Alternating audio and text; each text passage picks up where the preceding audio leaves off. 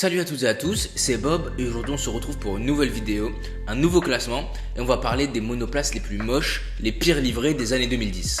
Il y a quelques mois on avait classé les livrets 2021 et vous allez voir que même les plus moches de cette saison sont des chefs-d'œuvre comparés à certaines de ce classement aujourd'hui. Maintenant visuellement c'est beaucoup mieux, il y a vraiment un effort de fait, alors qu'avant les écuries portaient pas trop d'intérêt à leur identité visuelle. Je préviens bien sûr que ce classement est totalement subjectif, même si certaines vont probablement faire l'unanimité. Donc n'hésitez pas à me dire en commentaire si vous êtes d'accord ou non avec moi, ou d'autres livrets que vous trouvez moches. En faisant ce classement, j'ai essayé de ne pas prendre en compte le design de la monoplace en elle-même, même si des fois ça a été assez dur, et de prendre en compte que la livrée. Parce que les monoplaces ont pas mal changé depuis une dizaine d'années. Il y en a eu des vraiment très moches, comme les ailerons avant bizarres en 2014, ou alors les monoplaces escaliers en 2012. Allez, le top 5 des pires livrets des années 2010, c'est parti.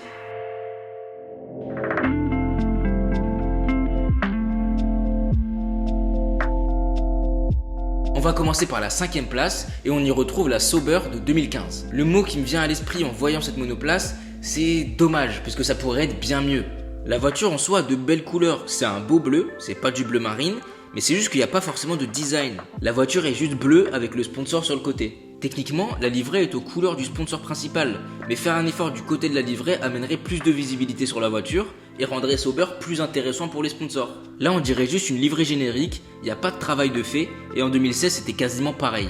C'était vraiment une période compliquée pour Sauber qui a aligné deux pilotes payants cette saison-là, Felipe Nasr et Marcus Ericsson, les deux qui sont pas forcément mauvais mais étaient clairement là pour le budget qu'ils amènent. Ils n'ont pas été honteux non plus en 2015 parce qu'ils terminent 8ème du championnat constructeur. On passe tout de suite à la 4ème place et je vais sûrement me faire des ennemis, mais la Force India de 2017, j'aime pas du tout. C'était la première saison avec la livrée rose, avec le sponsor titre BWT. Déjà que de base j'ai pas forcément aimé ces livrées, je trouve que la 2017 était sûrement la pire. Et surtout celle qui a le plus mal vieilli je trouve. En 2020 c'était beaucoup mieux réussi. Le design n'était pas maîtrisé. Déjà c'était pas un beau rose, mais surtout c'est le bordel sur cette monoplace, on s'y retrouve pas. Et ils ont pas forcément arrangé ça avec la livrée de 2018. Je sais qu'en soi, il y a des moins bonnes livrées que celle-ci, mais je prends aussi en compte le fait que ce soit un design qui ait déjà marqué les esprits. Et même si j'ai pas forcément apprécié, c'est original, ça sort du lot. En 2017, Force India réalise quand même une très bonne saison malgré la livrée.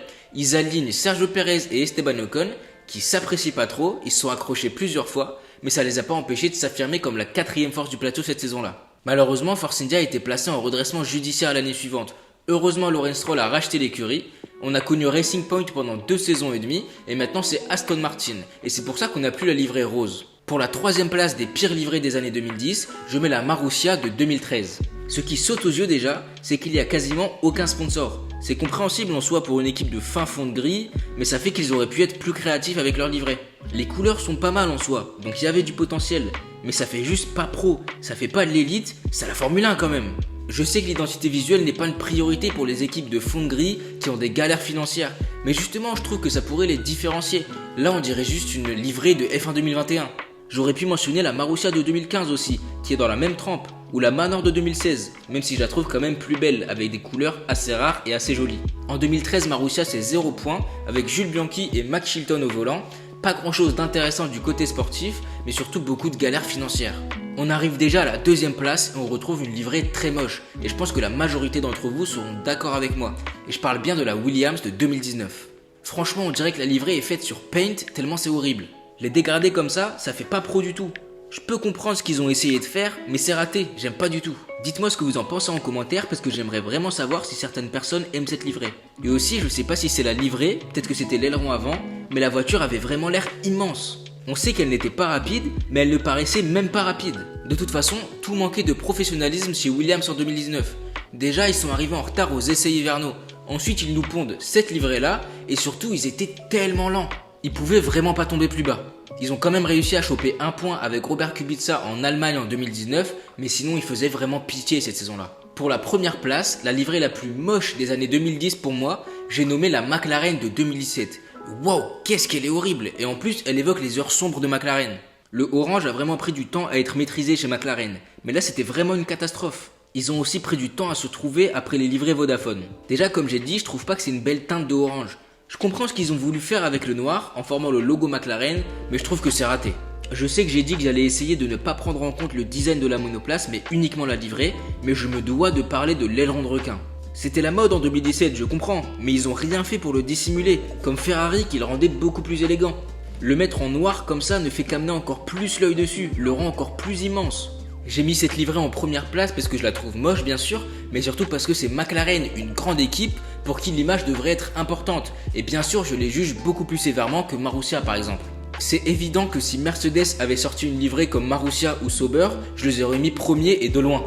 La livrée est moche, mais rien ne s'arrange du côté performance et résultat. 0 points sur les 7 premiers Grands Prix pour Alonso et Van Dorn. Le moteur Honda pète une fois sur deux et il termine 9ème du championnat constructeur. Terrible.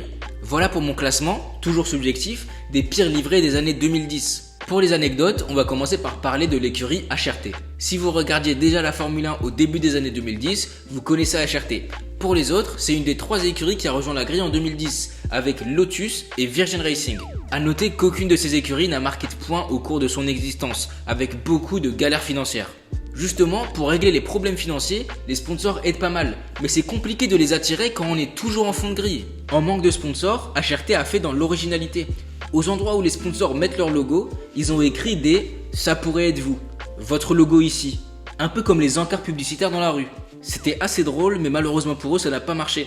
Ils sont restés très nuls et sans sponsor, et ils ont mis la clé sous la porte à la fin de la saison 2012. On pourrait aussi parler de Williams qui a changé sa livrée 2020 à la dernière minute. Au début de l'année, Williams a présenté sa livrée 2020, qui a reçu un accueil très divisé. Personnellement j'avais beaucoup aimé, et franchement on pouvait pas faire pire de toute façon que la livrée 2019. Elle a vite été surnommée la livrée dentifrice. Mais juste avant le début de saison, Williams et son sponsor titre, Rocket, se séparent. La livrée est donc abandonnée sans avoir couru un seul Grand Prix, et elle est remplacée par une autre plus sobre. J'avais beaucoup aimé aussi, très sobre et largement plus belle que celle de 2021, que j'avais mis dernière dans mon classement des livrées de la saison. Depuis tout à l'heure, on parle des livrées, mais on pourrait aussi parler des voitures en elles-mêmes, parce que ça a forcément un lien.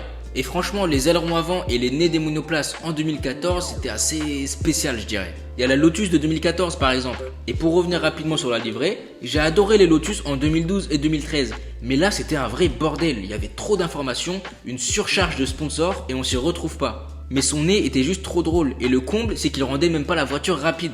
Force India et McLaren par exemple avaient aussi un nez assez suggestif. Caterham pareil, ils ont même fini par le peindre en noir pour essayer de le dissimuler. Les livrées c'est vraiment quelque chose que j'apprécie beaucoup et je suis vraiment content que les écuries y accordent plus d'importance qu'avant. Elles peuvent devenir mythiques, légendaires, mais quand on s'applique pas, elles peuvent rapidement être ternes, ennuyantes et même moches. N'hésitez pas à réagir en commentaire à ce classement. Dites-moi vos livrets préférés, les livrets que j'ai oubliés dans ce classement et que vous trouvez moches, ou même les livrets avec lesquels vous êtes en désaccord avec moi. Si ça vous plaît, je ferai un épisode sur les plus belles livrées des années 2010. En tout cas, merci d'avoir regardé la vidéo jusqu'au bout. N'hésitez pas à lâcher un like et à vous abonner, ça aide vraiment beaucoup la chaîne. Et nous on se retrouve une prochaine fois pour une prochaine vidéo. Salut!